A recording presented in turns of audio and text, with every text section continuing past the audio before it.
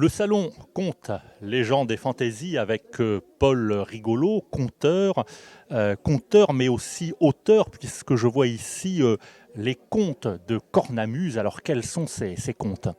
Eh bien, pour une part, ce sont des contes traditionnels que j'ai repris et je m'adresse à un public familial, disons intergénérationnel, ce qui fait que c'est quand même d'un langage, je dirais, assez soutenu, un langage adulte, mais qui demande à être éclairé, par exemple, par les parents, les grands-parents, au niveau des enfants.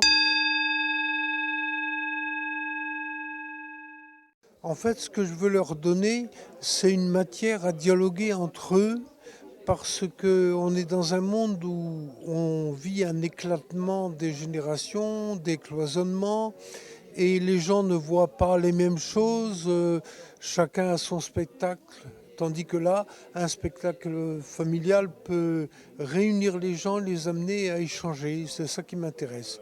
Alors pour une part, donc, ce sont des contes traditionnels, à peu près la moitié du recueil.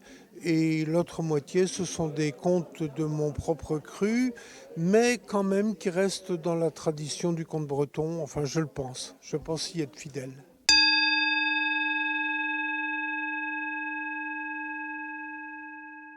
On vous voit habillé en conteur. On a envie de vous demander, alors est-ce qu'il y a un secret pour conter? On sait que le conteur captive son auditoire, on a pu encore le voir ce matin.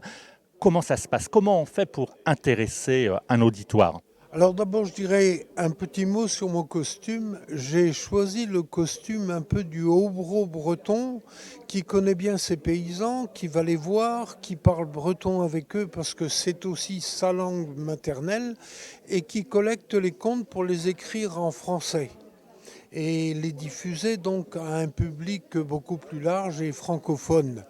Maintenant, pour ce qui est de captiver l'auditoire, c'est vrai que actuellement c'est peut-être une entreprise un peu difficile parce que les gens ne sont plus tant habitués à rester assis et à écouter. Alors, comment faire? On captive par la voix, on captive par le récit, on captive aussi par quelques instruments sonores qui servent à des bruitages, etc., etc.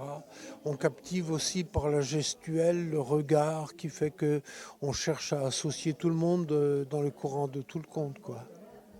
Les secrets de conteur de Paul Rigolo, c'est au salon Contes, légendes et fantaisies.